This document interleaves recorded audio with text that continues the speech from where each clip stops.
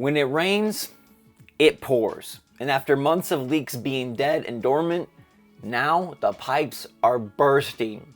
Good morning, Mario, and good morning, Switch fans. I am very tired. I've been staying up late at my grandparents' house, enjoying the holiday festivities and all of the relatives, and sleeping in this bed that is a little bit small. But I do want to talk about big leaks for FZero, Metroid Prime, and that pesky Legend of Zelda Tears of the Kingdom OLED, because something has shifted. So what's going on, everybody? It's Zach from SwitchForce. Love you a lot. Hope you're doing well. Please ignore the bedhead and the rusty voice, but here we go. I want to first address Zelda Tears of the Kingdom and the beautiful OLED that I deemed fake in my video yesterday. Well, since that video was posted, I've received numerous messages from viewers like you showing me the Splatoon 3 and Pokemon Scarlet and Violet boxes from the EU. Now, the EU boxes have very similar typography to the box we see in the leak yesterday for the Zelda Special Edition Switch OLED. Now, instantly, I was like, oh darn, I guess I was wrong. I've been wrong before. Maybe I jumped the gun. But then I pulled out my magnifying glass and I said, no. Even though this box is eerily similar to these European boxes, there still is more than meets the eye here. And if we zoom in to the very top of the photo, highlighting the Tears of the Kingdom box, you'll see a very suspicious line of red. Now, why is this line of red suspicious? Well, take a peek at the other boxes, even the EU boxes for Splatoon 3 and Pokemon Scarlet and Violet. They are very clean wraps. It's like someone took their expensive car and decided to just change the color. It's a wrap all the way around. You can consistently see that the pattern wraps all around, and yet on the top of this box, there's a faint line of red in multiple places. Now, where is this red generating from? I mean, the photo is low quality, so maybe there's a red light shining. No, the red is there because this is taped onto the box.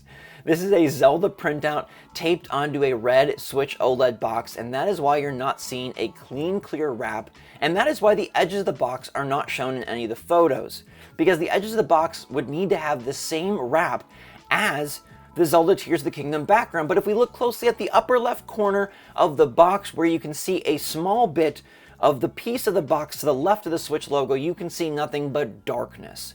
And if this was a true box, we would see a continuation of the light blue-green pattern that appears on the front of this Zelda Tears of the Kingdom supposed special edition, and yet we see dark. Also, if you look at the very left of this photo in the circled region, it's very wiggly.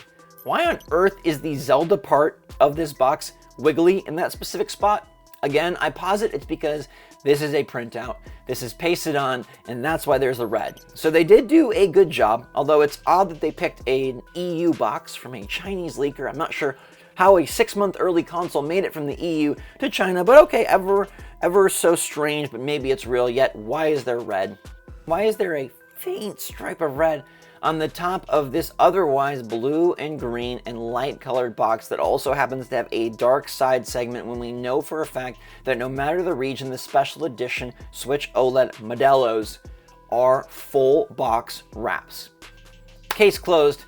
Yet again, this is not a real system, and thank goodness, because like I said yesterday, the left Joy-Con is very ugly. Now then, more news has arrived, and Samus may be arriving even sooner than we expected. Now, this doesn't come from Jeff Grubb, again hypothesizing that it's time for Metroid Prime, although Nate the Hate, Nate Drake, did say that Metroid Prime is done and Nintendo just isn't ready to market or announce it.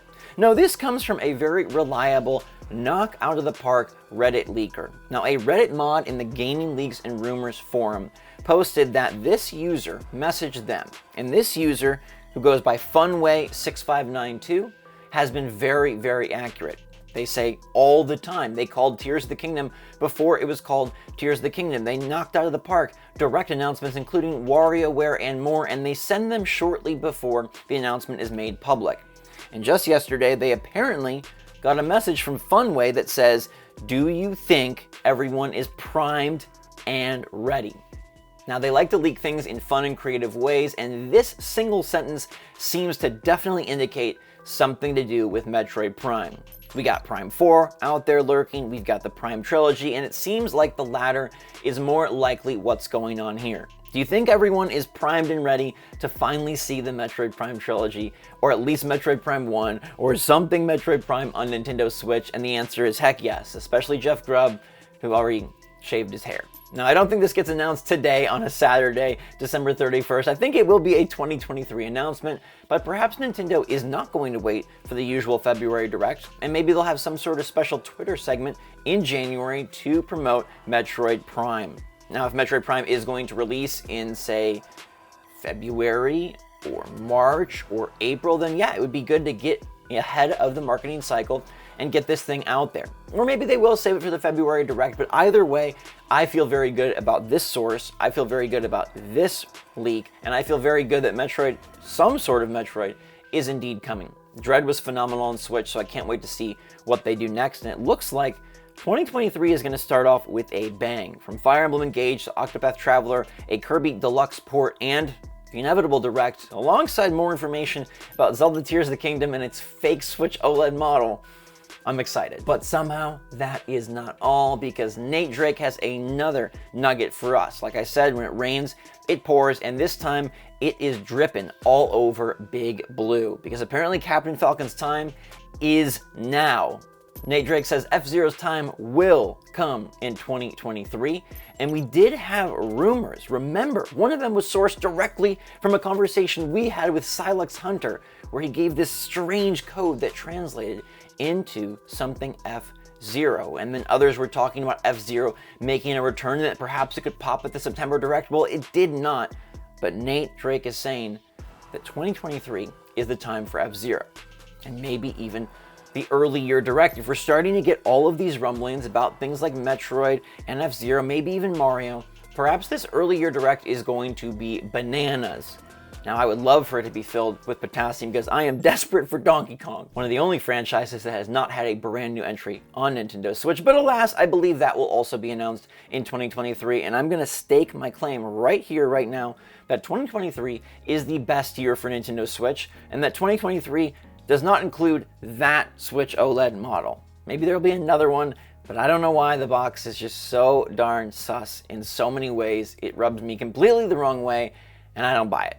Do you buy it? Do you buy Metroid with a really soon announcement? I think this Funway guy or gal is very, very accurate, so I am 100% in line with that one.